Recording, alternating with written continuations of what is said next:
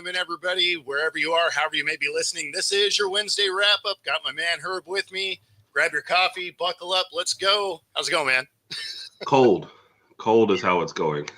Yes. Can somebody change that quickly, please? Yeah, you guys are supposed to get some snow, right? No, I think it ended up missing us already. But for Alabama, when it's snow, it's like you've got that 1 day of 1 inch. Oh, okay. We all watch for. Our day was yesterday. Oh, I got you. Yeah, I mean, I know you guys don't normally get it. I'm hoping that cold front goes away before I get there. I was thinking I was going to be cold weather, right? Like I was like, I'm going to fly out of Seattle. It's in the 20s. Like this is dumb. I'm going to fly south. It should be great. And then I'm like, wait, they got snow on the horizon? Like, what are we doing right now? Now, you're going further south. Yeah, so they actually got snow. So it's weird. Okay. It's usually the northern part of the state that gets it before that. But no, the southern part of the state got it this time. So yeah. All I have to say is, who knows, man? Good luck. There is that. But yeah, I mean, Florida's supposed to get some snow. Yeah. Okay. I forgot where you were headed to. Yeah, you might be flying right into it. I hope not. I was thinking I was going to leave some cold. Nope, you're taking it with you. Cold weather for, not like hot, but like warmer. Yeah. No, you're literally taking it on the plane with you. What's up, Raj? Is Raj feeling okay? I haven't been insulted yet. We've been on the air like 2 minutes. Like, what's going on? See, and I'm not even sure because my computer keeps glitching, so like it just keeps freezing. So I have no idea what's going on. Today is going super smooth. Before we went live, my camera wouldn't sync. Like it's a good day. It's a good day. My cursor on my screen just has a buffering wheel following it around. So I feel like I'm set up for success today. Yes. Yeah, but it's going to be a great day.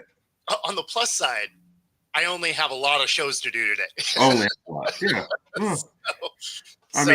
Think about what would happen if you had no shows today and stuff was messing up. I mean, how terrible that would be. It's like the workers that only go on strike. No, that's the day the computer works just fine. It's like, there's no workload. I'm in. Let's do this. Yep. To be fair, I get it. When it's a busy day, I'm like, Reminds me of an old manager. There was quite a bit. What's that? No, it reminds me of an old manager that I had that, like, on my busy days, he would schedule me and I have nobody there. But when his days that he worked, super overstocked, had plenty of people, used to chill in the office. I said, okay, so on the non-busy days, that's when everything works properly. Great. Yep. Absolutely. Oh, man, what is going on here? I got to see if I can fix this because it's going to be hard to do this show if you keep freezing. All right. That's why I have networks in here. What's up, Title? How are you doing tonight or doing this morning? I said night. You could tell those of us who aren't used to morning shows. Like yeah, right. Okay, so hopefully this will work a little bit better. For this exact reason, I actually set up my house with 2 different networks. Nice. Forward thinking.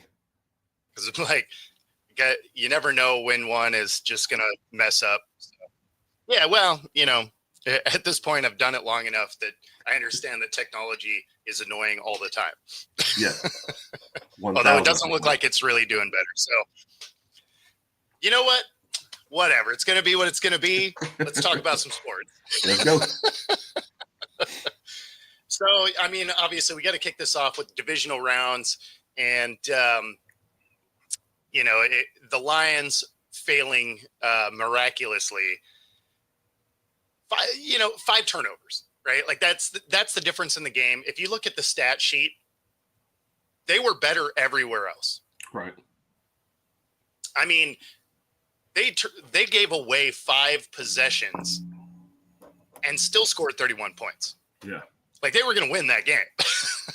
Like if they just hold on to the ball reasonably well, but you can't go -5 and expect to win. I understand they did it earlier in the season, but that's not a real number. Like that's not a real that happens. That's not something you try to duplicate. Yeah. I mean, the one time it happened was one time more than it had ever happened before. Right. So right.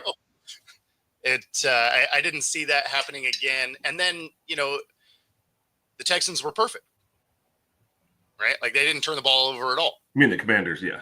Or Commanders, sorry. Yeah, they didn't turn the ball over at all. Right. It's because I have that KC game in my head too. Because there was some very real nonsense in that one also. Yes. But yeah, I mean, you feel bad for Detroit. Amazing year. This was probably their best shot to get it done because now you're going to see their coaching staff get tore apart. Yep. Obviously, Ben Johnson's already gone out the door to the Bears. But it was a frustrating game to watch. It was. And it kind of like, you never know how many shots you're really going to get at this. Other teams always get better. You always get a little worse.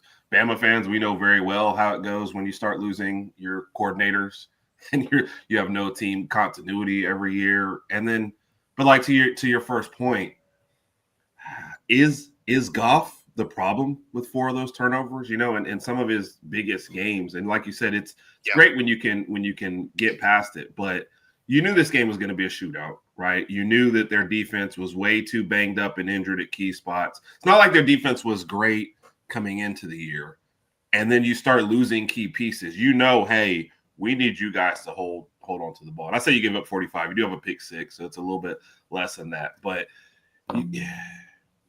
is it? You've already tied to him, right? Is he that guy that can get? There was a reason why the Rams dumped him. Yeah, I mean, so I think he can be that guy. Obviously, not in that day, but like he can be that guy. A couple of those weren't necessarily on him, right? Like those were, some of them were the ball bouncing around a little bit. But the pick 6 was him. Yeah. Right. And so when you think about it from as banged up as that defense was, they give them 4 extra possessions and spot them 7 with the pick 6. Right. Right. And they still made it a game. Yeah. Right. Like the defense did enough to win. If you hang on to the ball on offense, the defense did enough.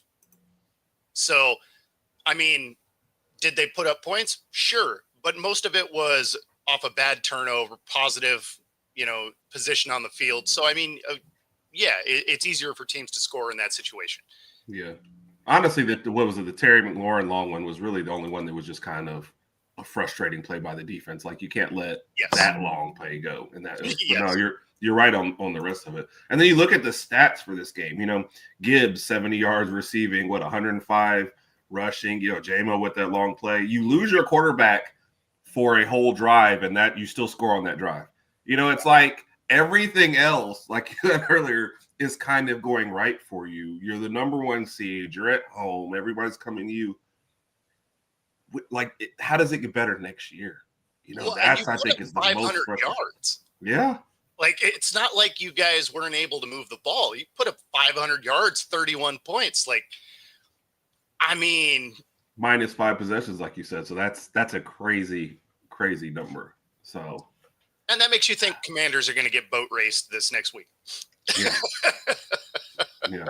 I mean, they split them this year, but one of them, come on, Jalen Hurts was hurt, and they might have been better at this point going to their 3rd string if they were Philly, but that's a whole nother conversation.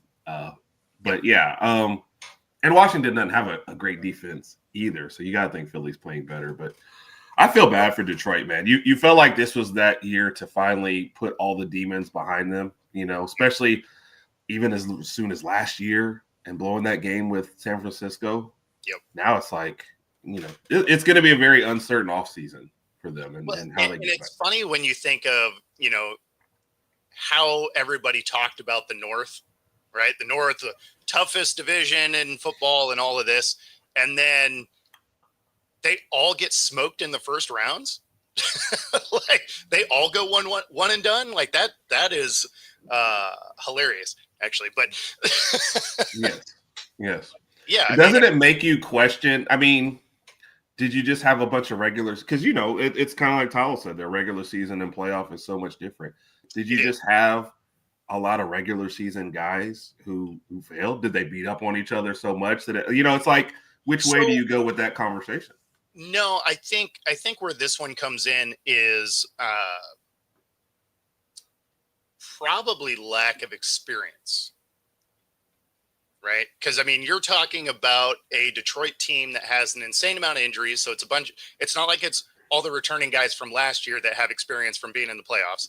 Right. Then you have the Vikings that I can't even remember the last time they won a game in the playoffs, right? Green Bay, I mean, it's been years, right? And most of that staff hasn't been in the playoffs. So, to your guys' point there, playoff football and regular season football is very different because unlike everything else, you are one and done. Right. And it sure looked like it snuck up on these on all three of those teams, really. I mean, because Darnold played horrendously bad. Yeah. Cost himself some money if you're listening to what people have to say about him. Yeah, I think it cost him about $20 million a year. Yeah. You lose both those games in the way he lost them. Yep. You go from somebody giving you franchise quarterback money to you're a bridge guy. Yeah. Like you're going to get that $33 million Baker contract. Yeah. No, I agree. And I think you and I we thought Darnold could be good for the year because of the weapons, but I don't think either one of us was like, this is going to be a long-term guy. He played way better than I thought this year. But at no point during this run this year did I think, this is a $40 to $50 million for the next 3 years. I was like, no. Perfect situation, contract year. Yeah, I can see all that. But you've got one of the better wide receiver cores in the league. The way he was playing, though, I could have seen them go north of 40, right? Because Daniel Jones was that benchmark, right? So, but after failing the way he did against playoff caliber teams, with all the weapons and a solid defense, now, granted, not all of that was on Darnold. Let's be honest, that offensive line didn't stop anybody. Right. But still, you look at that, I mean, that had to cost him at least 15 to 20 mil and probably a year on the contract, right? Like he may get a 2-year with avoidable and, just basically just shy of the franchise tag, right? Like if Minnesota wanted to try and run it back to see if Darnold's actually that guy or, whatever. But I would bet that he's going to make less than the franchise tag, which if I remember right, it's like 41. I would bet money that he makes less than that based on those two performances and realistically may have found his way out of Minnesota. Yeah. I think if you were prepared to go with JJ McCarthy before the injury, I do a health check. If he's going to be ready to start next year, I probably just roll with him. If I feel like the defense is going to be solid, and like I said, you've got those weapons, and it's either that or paying Darnold, I'd probably go with JJ, to be honest. You were almost doing it this year. Why not for next year? So you just can't think that you're about to duplicate what you just got from Darnold for a whole other year. No, I mean, and you have the cost. Well, and you have other guys in the room, right? Like, so do you want an expensive Darnold? That's why I laughed when I kept hearing the Raiders might take a look at him. It's like, why? You already have bridge guys. Like, what's the point of that? So do you want an expensive Darnold or do you want to keep Daniel Jones, who was basically free? Right. Or Mullins, who, let's be honest, isn't making a lot of money either. Yeah. I mean, why would you keep Darnold if you think that this was an aberration? So, I don't know. Minnesota's going to be interesting to watch.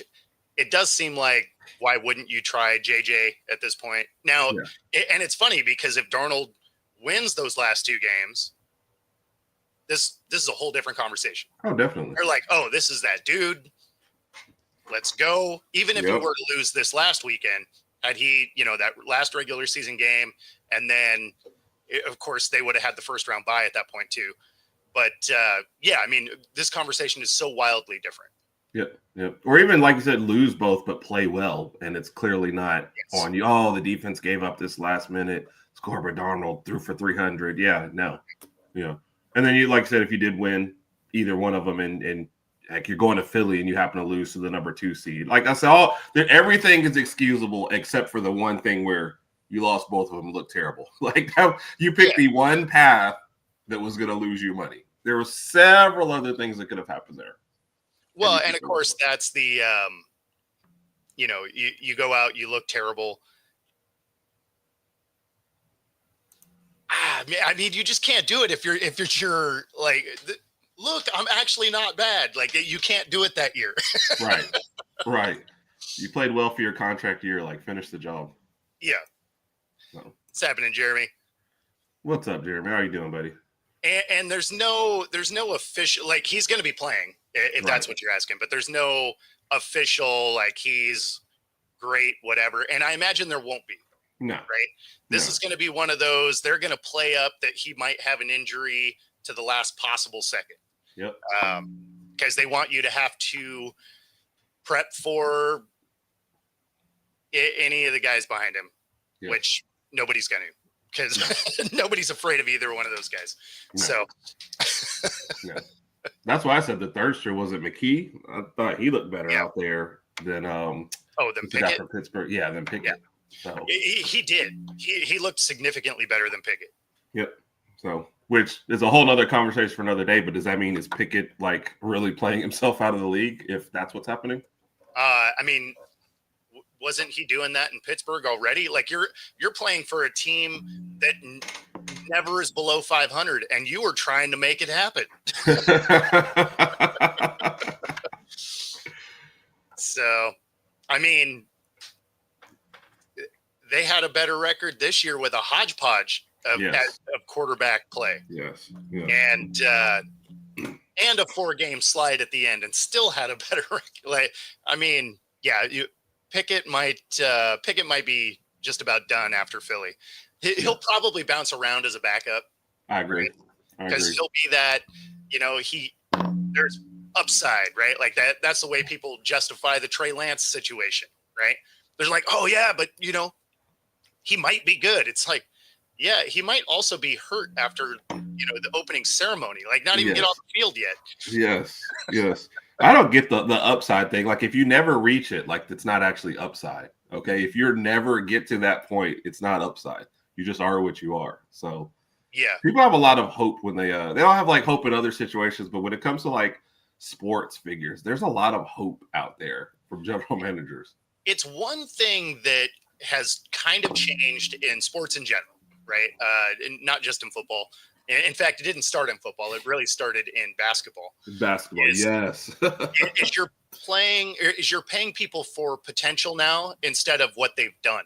Yes. Right? So it used to be you go out and earn your next contract, and now you got contracts coming out there like Tua's and Jordan Love's, Trevor Lawrence. They're like, oh yeah, look at the upside this guy could have.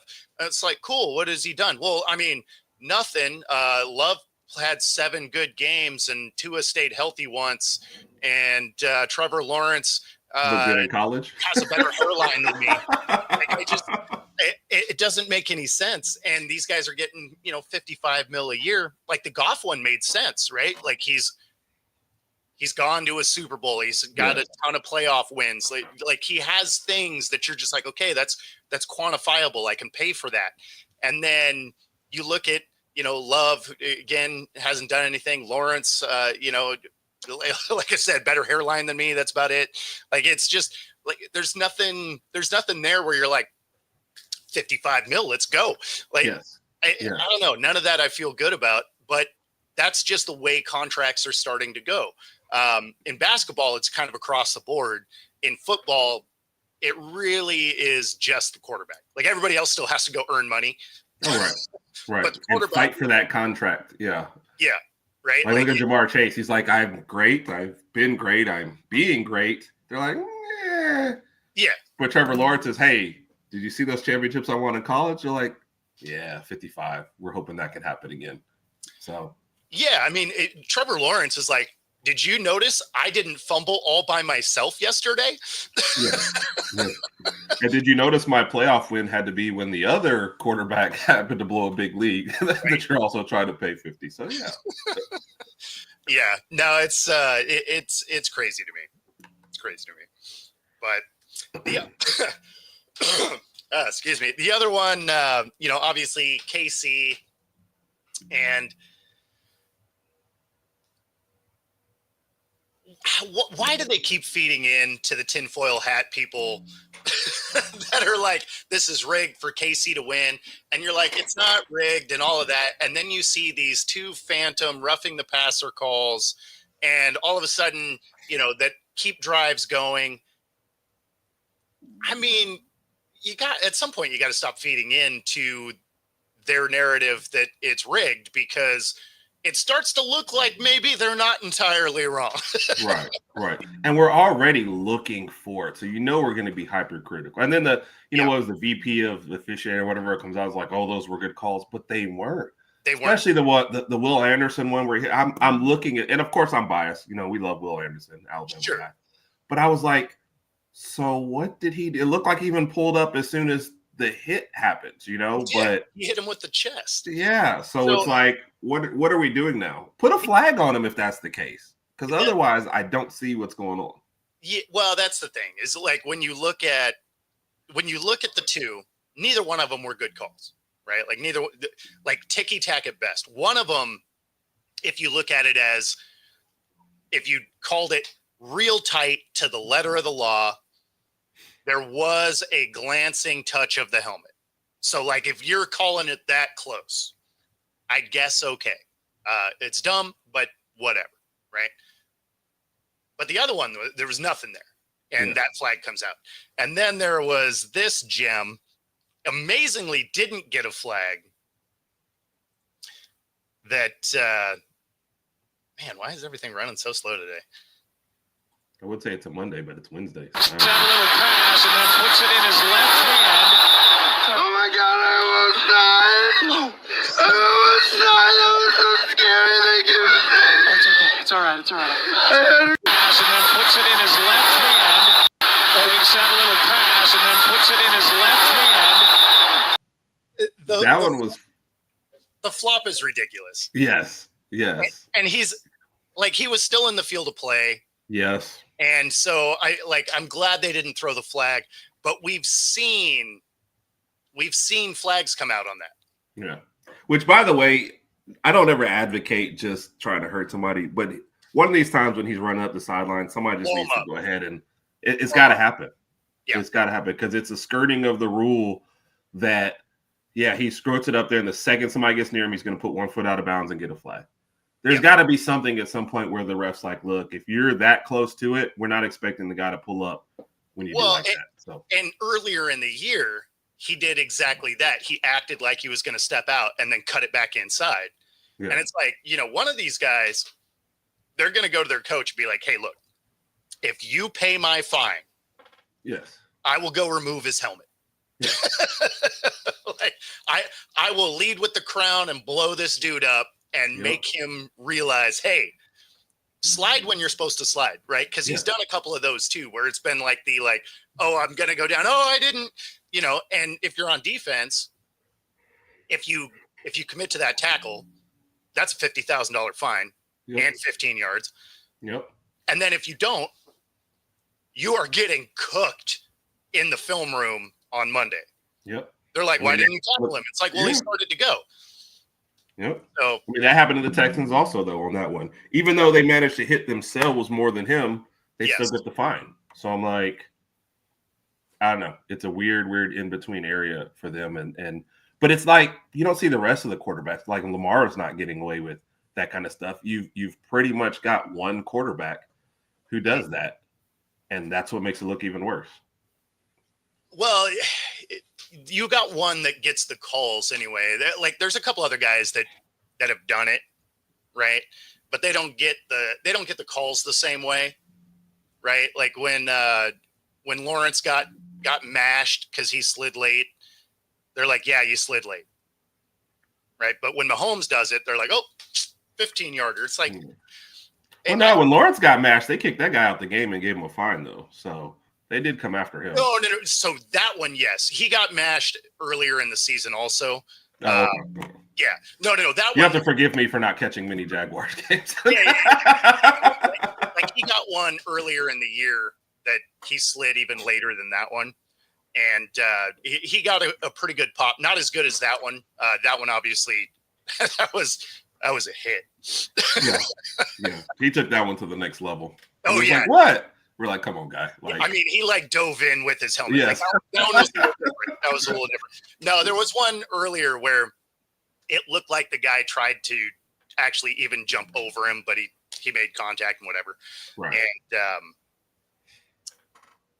And the flag, the flag didn't come out. They're like, get down. And it's like, okay, well, I can respect that. Like, you should call it that way so that quarterbacks know the expectation also. Yeah, right. I agree. But yeah, that other one against Lawrence, like that was a dirty hit, 100%. Yeah. And remember, what was it at Pickett that was in college that did the fake slide and they changed the rule like the next day? Like, we're not doing that anymore either. So I don't know. It just feels like the NFL's just waiting for something really bad to happen, on one of those. Players unless. Yes. Unless you can get away with something great for your team. Okay. Right? Unless the ratings go up, and then we're the NFL, and that's what we're here for. Yeah. Well, when Mahomes gets knocked out because of one of these, like, I know there'll be an uproar, but half of the world's going to be like, well, how long did you expect him to keep getting away with it? So we'll see. You're the villain? Apparently. Well, you saw the first one, the Chiefs are the new villain, but apparently it's me. Name what? One villain besides Tom Brady? He's like one quarterback that gets the calls besides Brady. I think Mahomes and Brady, I guess, is what we're saying here. Yeah, I mean that's pretty accurate. Yeah, I could ride with that. I mean, Josh Allen does get some, but then he'll miss some also. I guess that's where his size comes into play. Exactly. Because Cam Newton never got those calls either. Cam got beat up. They were like, you're bigger than that guy. We're not calling anything. That's what happened with Cam. Yeah, they're like, Cam, you got 6 inches and 50 pounds on him. Like, you're fine. You're fine. And I think that's where Josh Allen comes in too, right? Like, he's just a big dude. And so some of those roughing the passer calls kind of don't go their way. But he has gotten some questionable ones. But Mahomes definitely gets the and it's funny because he's not even like a small guy. But when you compare him to some of these other guys, he kind of is. Right. So I don't really get the ref protection that he seems to have, but it is frustrating to watch. Yeah. I don't know what defenders are supposed to do these days. Yeah, well, I mean, I made a post about it during the game. I was like, unnecessary roughness playing defense against Mahomes. 15 yards, automatic loss. Yeah. And which is sad for this game, too, because I felt like they were always going to win this one. I just didn't think the Texans were going to have enough. So if there was ever a game where you could just call it straight down the middle and they would have been fine, like that was it. You didn't need the calls that you got because I felt like they were going to win anyway. So I mean, I could be wrong, but I know one of them was a third down play. Mm-hmm. I think they both might have been drive extending flags. So they kind of did need them. Like the Texans were giving them some work. Yeah. I felt like that game was going to go like that for 3 quarters anyway. And I felt like it was going to be a late Mahomes drive that put them away just because of the way the Texans have been on the road. I felt like the defense would keep them in it, but I just didn't know that they had enough on offense to close the deal. So I expected a close one and then a Mahomes, something at the end anyway. So that was that's what I was kind of looking at for that game anyway. Oh, and then by the way, you look at rigged and then they take a safety at the end of the game to not cover the spread. So it's like you guys are not help. Like the league office has to call Reed and go, look, man, you're not helping. Okay, like, what the heck, man? That's right. The NFL brought to you by DraftKings. Yes. That's what after the safety where they call in and go, hey, no more DraftKings ads. No, what do you mean? I don't care. We'll refund money. No more ads after that safety. Yeah, that's right. No more DraftKings, and they're like Caesars.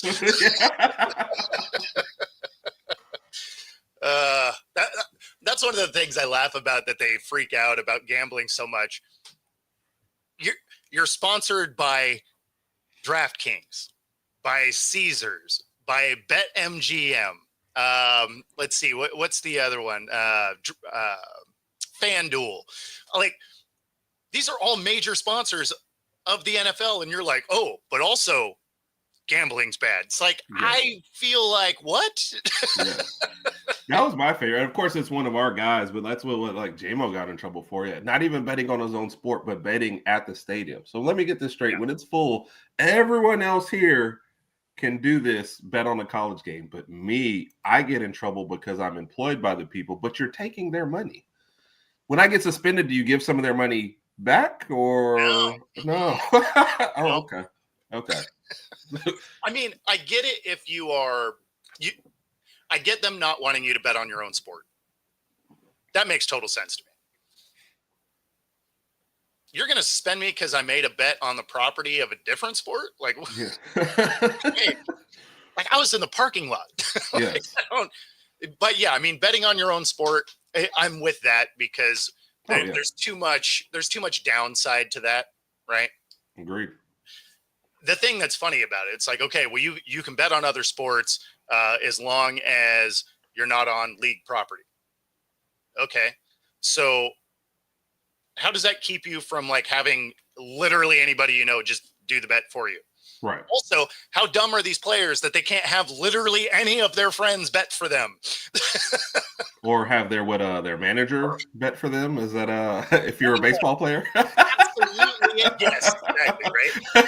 I mean, that stuff is bizarre to me because it's like, I don't like, you have all this money, you know, a million people, like just have someone else place the bet. Like this is not rocket science. No. Man. So then we go to the Bills Ravens. And man, I was really hoping for overtime in that game. Same. It would have been such a great way to end the divisional round. And man, do you think we jinxed it when we were texting about it? Do you think that's what did it? Oh, 100%. Yeah, it's on us. Okay. Mark Andrews was in on that, and he's like, "Oh yeah, I'm not catching that. I'm tired. I want to go home." Yeah, no, it was get flagged for intent to tackle, yes. basically. But yeah, I mean, you know, obviously they had the couple of turnovers early, but I mean, they were able to overcome those. Right. The drop, you know, obviously that was terrible, but I mean, and the fumble before that, exactly. He fumbled also, but really the way I look at this is they went back to what that lost them the wild card game last year. Is they decided, you know what, we got this guy that's running through everybody, and we're just gonna stop using him. So again, very similar to every other loss they had this season. 16 carries for Derrick Henry. And you're talking about a guy that was, you know, busting off 6 yards or 7 yards a carry. And then you're just gonna be like, yeah, we're just not going to do that anymore. Yep. I mean, the drive right before the third quarter ended, you know, where they score a touchdown. I think it's like a 7-play drive. Five carries by Derrick Henry, 1 by Hill, 1 pass play. You score a touchdown, right? And this, even the Baltimore podcasters are like, so you get down there, you need 2 yards, right? The shortest run Derrick Henry had on that drive was a 3-yard play, right? Yep. You need 2 to tie, which, by the way, one of the interesting things about this game, if they had kicked the extra point then, they would just need to kick the extra point at the end of the game. Now, having said that, it's almost in the third quarter. You go for 2. You got to tie it up. You don't know how many more opportunities you get. So I get you, you know, you have to do that there. But it's one of those things that kind of stings when you get to the game. But anyway, back to the play. So you 6 out of your 7 plays have been runs. Derrick Henry's cooking like he wasn't maybe in the first half. He's really on a roll. Then you get to the goal line and you decide to go pass play again. Yeah. Like you said, why go away from what's working on that particular drive? So I actually didn't hate that play call because they were stacking the box. And the play design worked, right? Like, I can't hate on it like, oh, it's a bad play or whatever. Like, Andrews is open. Like, he's just kind of – No, not at the end of the game one. I'm talking about the one that tied up in the third quarter. In the third quarter one, yeah. No, the end of the game one I was fine with. Andrew just has to catch that, you know. Yep.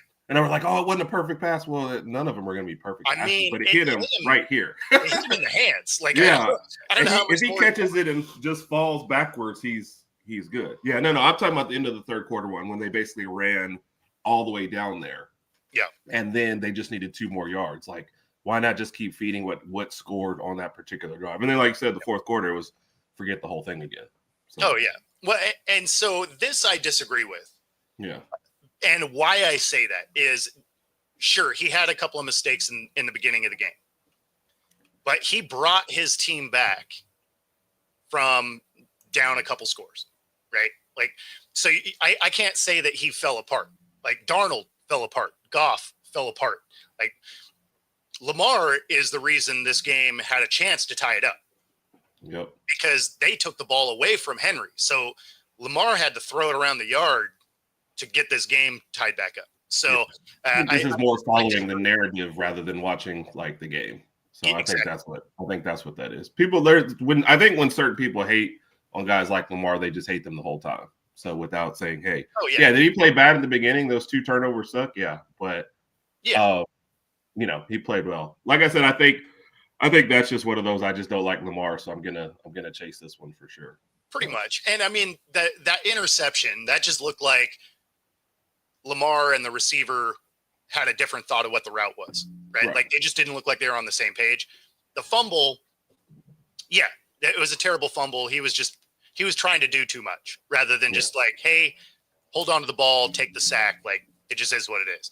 Right. But, and then before that, it's the Andrews fumble that gets the Bills another field goal rather than anything else. So we're not necessarily bringing them back from Lamar's mistakes. These are other mistakes we're talking about now. Yeah, well, and that's the thing, right? Like, yeah, he had 2 mistakes, but they came back from those. They couldn't overcome the other mistakes that came later, which actually weren't on him, right? Like, he didn't fumble the ball for Andrews. He didn't drop the ball for Andrews. He didn't tell the coaching to stop running the ball, right? Like that. Those things aren't on Lamar. Did he make mistakes? Sure, but there is so much blame to go around. Like, this was a team effort loss if I've ever seen one. Like, coaching failed, Lamar failed early, receivers failed. I mean, I don't know what else you wanted Lamar to do. So yeah, no, I think you're right. I think some of this is just it's trendy to hate on Lamar. You know, it's like everybody's saying they hate Nickelback. Clearly, some people like Nickelback because they have like a bunch of #1 albums, right? So I mean, it may be trendy to say you hate Nickelback, but you know what? People are listening, buying albums. So I don't know what to tell you. And I mean, people hate on Lamar. They're like, oh, he's a running back that's playing quarterback. It's like, you do realize he had one of the best QBRs of the season, right? He was like, what more do you want him to prove? Like, his passing percentage and accuracy has gone up every single year he's been in the league. Yeah. No, like I said, I don't know that it's like they're just on a different page when they come to the playoffs. But then, I mean, also look at this. What Andrews hadn't fumbled since, was it like 2019 or something like that? Hadn't dropped a pass since week 6. Like, there was just a lot that happens, you know. And when Raj talked about any other pieces, like, I think they wanted another defensive piece, but Zay Flowers was hurt in this game. So it's like, are they really going to go get another wide receiver when their number 1 wide receiver just wasn't there? But I feel like they had I feel like they had enough to win this game. It's just, they did, you know. Yeah. It's like we said, I was hard on Lamar. Like you said, not for the interception, but for the fumble. I was like, you just can't do that in that situation. I get that, and it leads to a touchdown. But in the second half, they were in prime position before they're driving before the Andrews fumble. Yep. And that led to time being taken away and another field goal, and that pushes out the thing. So it's stuff that hadn't happened in years was happening in this game. Well, and despite all of that, I mean, this shows you how they were the better team. Despite all of that, they had the opportunity to tie it in, the last minute. Right? So you turn the ball over 3 times and you're still a 2-point conversion away from pushing this to overtime. I mean, this is a game that was very winnable. And I get being frustrated, but like I would look at this game and last year's game less on Lamar and more on your coaching staff. Yeah. I mean, the perspective here is 16 carries or less outside of the 2 Bengals games, 1 went into overtime. 16 carries or less was a loss every other time this year. Yes. Including like the Raiders game that you think they should have won anyway, stuff like that. Yeah. Right. Yeah. So we've talked about it forever. Yeah. When they don't feed him, it doesn't make sense. Like you have this monster. I know you don't not see him on the bench. The dude's huge. Right. So 16 carries or less is the death kiss for this team. Like I don't know what it is. And it's just Harbaugh outsmarting himself, right? It's that Kyle Shanahan type of thing. It's like, oh, this thing that was working. Yeah, I'm not going to do any of that. Because they're going to expect it. So I don't want to just keep doing it till it works. So I looked at the Philly game the same way, by the way. They had drives where it worked. And then they just said, you know what, halfway through the third, fourth quarter, like, forget it. So, and I feel bad for with the Baltimore. If I had told you they were going to play KC and Buffalo in back-to-back years, and the defense would give up 6 points combined in the second half against both teams, you'd say, well, they win 1 at least, right? Exactly. No. So, yeah. Yeah. I will say this, though. The one thing that I can agree with the Lamar thing is you're going to win 3 MVPs possibly with no Super Bowl appearance. Yes. No matter which way you look at it, that does kind of make your legacy look a little bad.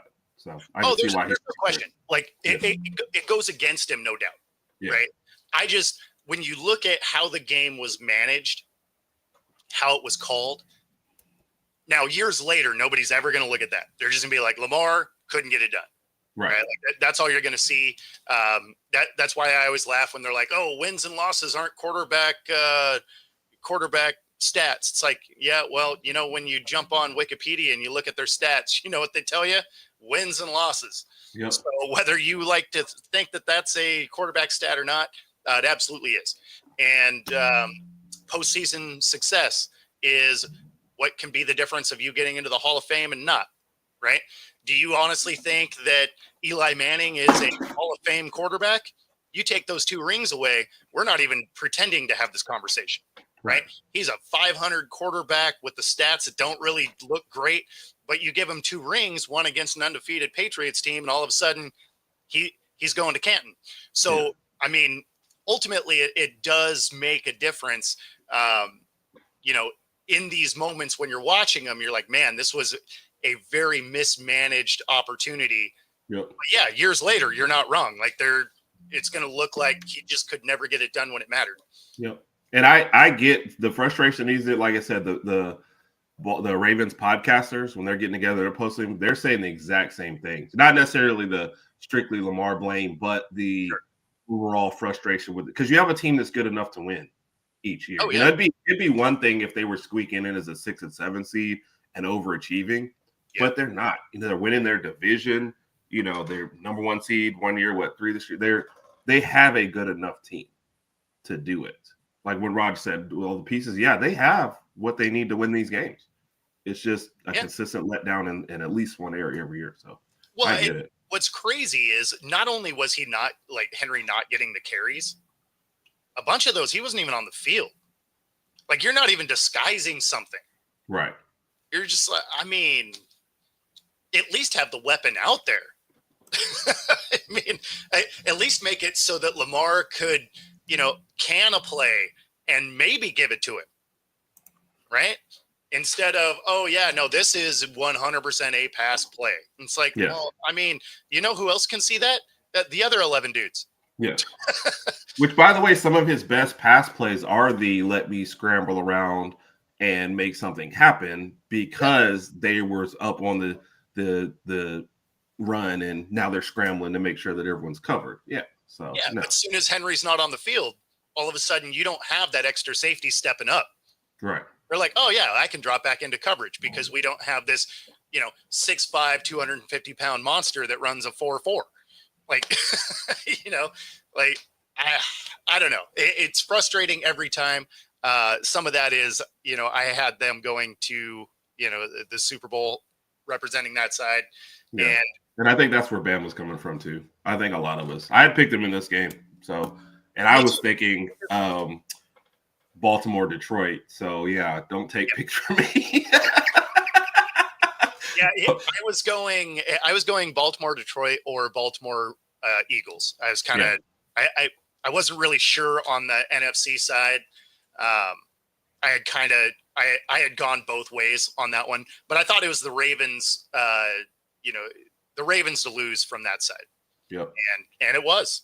Yep. I mean, they hurt themselves enough, and then you add in the coaching issues, and there you are. I don't understand we can't get Henry 20 carries because you win every time he has it. Yeah. I cannot be the only person seeing this film. No. I feel like they say it over and over too. Entire staff of people that puts film together. I would think that they, maybe they get a hold of Sesame Street and they get the count to help them. They're like 16. Come on, get this guy 20 carries. Yes.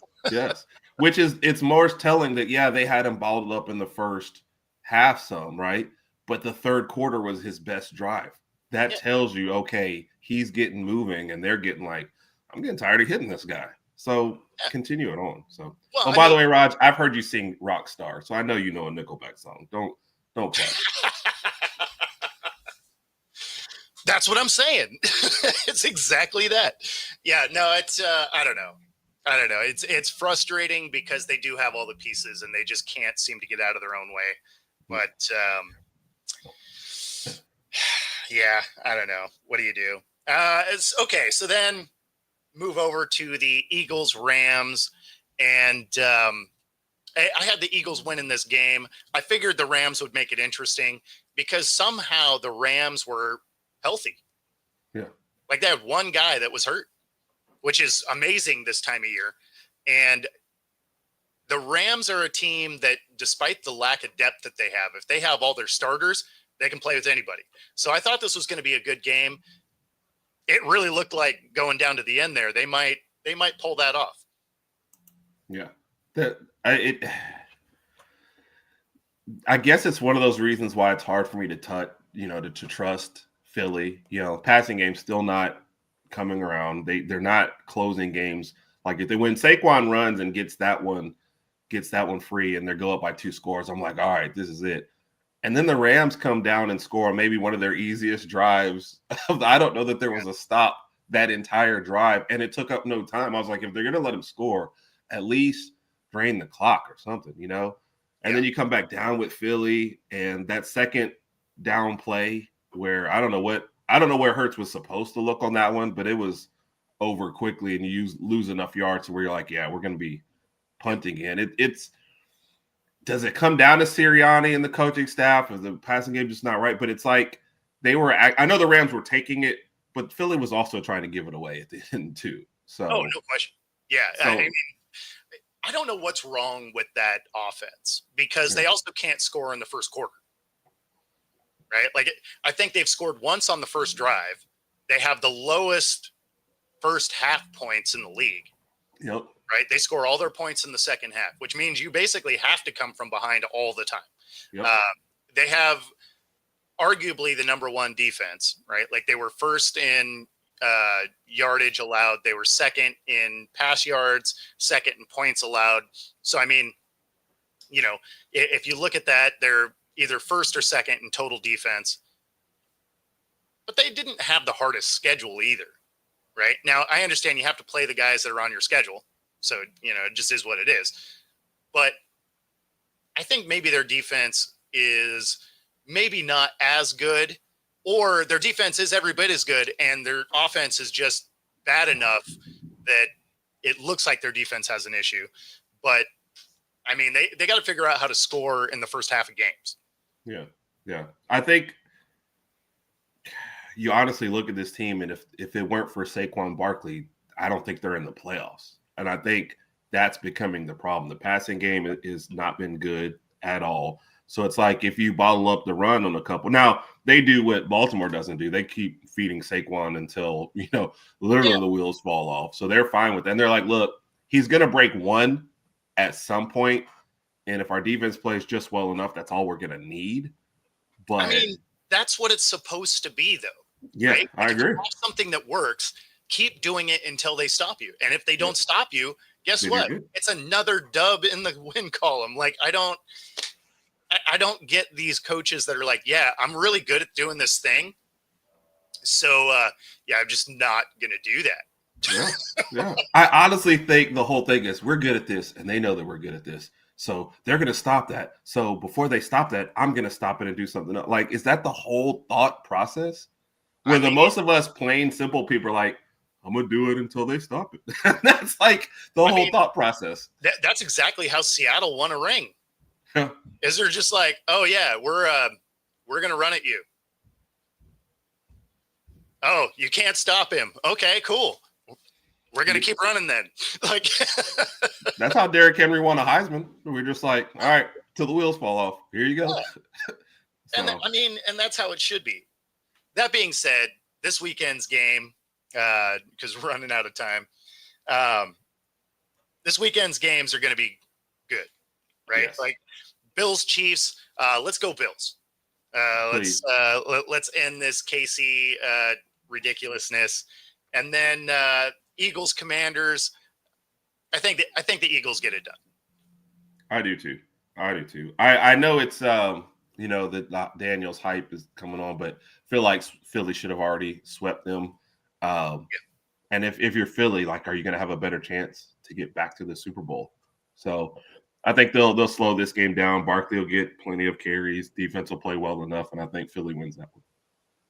But you got to be impressed by what Daniel's doing this year for sure as a rookie in the court, like looking better than like all these other quarterbacks that we're talking about, like the Goffs and the Darnolds of the world. Like he's just poised back there. So and he's so calm, right? He's calm, he's poised. Like I like everything I'm seeing out of him. I just don't think they're quite there yet.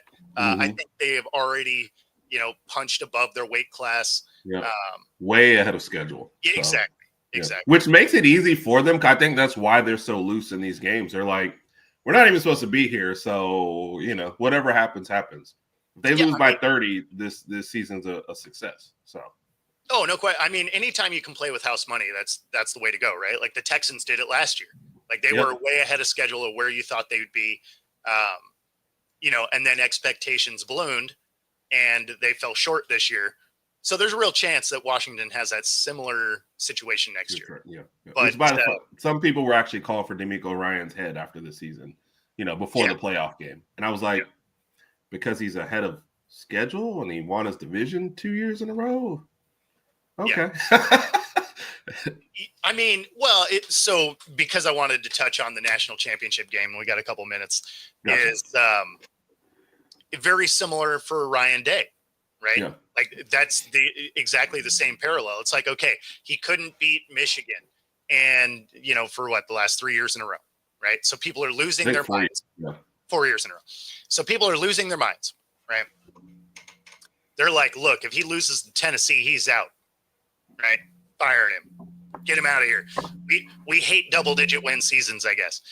And so then he goes and he wins a championship, and now they're like, he's amazing. It's like, it's amazing what 3 weeks does.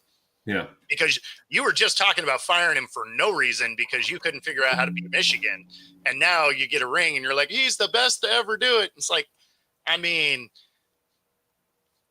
it's 3 games. Like you guys are a little bit funny. And similar to Notre Dame's coach, right? Like they were saying if he lost in the first round, that could be a problem.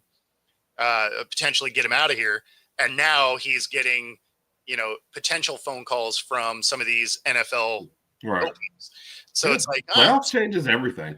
Now in the Day case, it's because of how much they spent on their roster and the expectations. You know, they were so that losing to a just not good Michigan team, you know, didn't help him at all. So I get that. Freeman, it was that one Northern Illinois loss that just haunted him for the whole year. And you know how we are. We will remember the worst thing that you've done. Yep. And we will tag you with that because it is hilarious how much I've been on watching several shows after the national championship game, and even how it ended. Everyone talked about how good a job Freeman did. I mean, he was going to get overwhelmed in this game. I don't know that there's a coaching decision outside of kicking the field goal that he really could have done any differently. He just the talent gap was too much. But yeah, it's like you go from Northern Illinois to the end of the season and everybody loves you, man. It's how fickle sports is. You know, we like the last thing you did. So well, and I mean, we did talk about on this show that I was thinking the winner of Ohio State, Texas was going to be your champion. Oh, definitely. I mean, you know, the talent of those two schools was going to beat Notre Dame. Like there was no question there. I did appreciate that Notre Dame made it interesting at the end because by halftime you're like, yeah, I could probably just turn this off.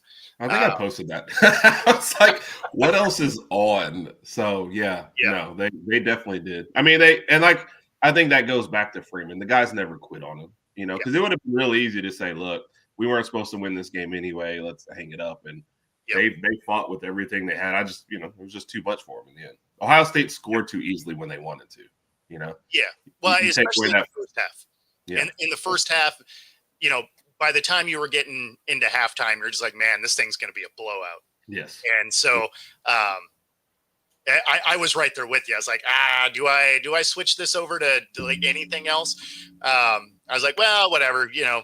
It's the championship game. I got to watch this. Yeah. And then invited to be on a post game. That's why we kept watching. That's exactly it, right? Like, I was like, I'm gonna have to immediately talk about this, and it's just like, okay, I got to watch this thing. But yeah, I mean, it was just, I don't know. That first half was rough. Yeah. It was, and that's how you knew it was too tough for Notre Dame to score and too easy for Ohio State to score. So, by the second drive when Notre Dame had to punt, I was like, yeah, this game's over. So, yep. No, I was chuckling at the comments here. I like that the oh, here we go. I like that the Nickelback thing is just now a thread through this whole show. Yeah. Raj, I know you want to be a rock star, right, Raj? hey, want to be a rock star. All right, Justin, good to see you. Justin's a big help on our show as well, man. He's the one that he does a lot of our back end stuff and helps us, and as well as running his own network too. So, man, he's a good guy. Sweet. Really appreciate him. Right on. Yeah, no, I mean, this is a good show. Got over 100 people watching. So nice. It's because of me. You're welcome. It's definitely because of you. Because you're gonna let me have that one. People watching me, they're like, I can see him like 5 other times today. Like,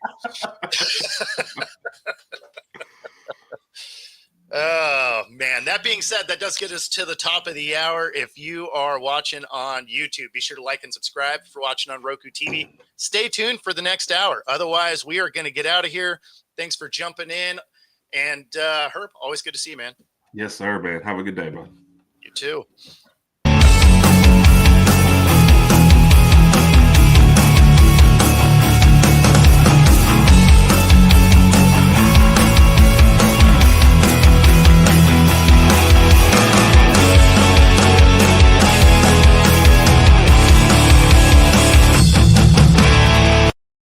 Introducing National Streaming Sports, live and on-demand sports talk programming that you can access 24/7. For the premier sports talk experience, tap into our Roku channel. Start your mornings with Mac and Jack covering all the weekend sports action. Then pour a cup and enjoy all the sports you can drink on the Coffee and Sports podcast. At midday, talk sports from east to west on the Coast to Coast podcast. Followed at night by some hot girl talk with Prim and Proper Sports featuring Sonia Pearson. Talk boxing on the Gloved Fist. Yankee fans tune in for Start Spreading the News. And there's more on the College Sports Huddle and Sports Scope with Robert Butler. There are 20 podcasts in all and 70 weekly shows giving us a 3.4-star viewer rating. To find us on Roku TV, search for National Streaming Sports on the Roku search bar. Click on the logo and you're in. National Streaming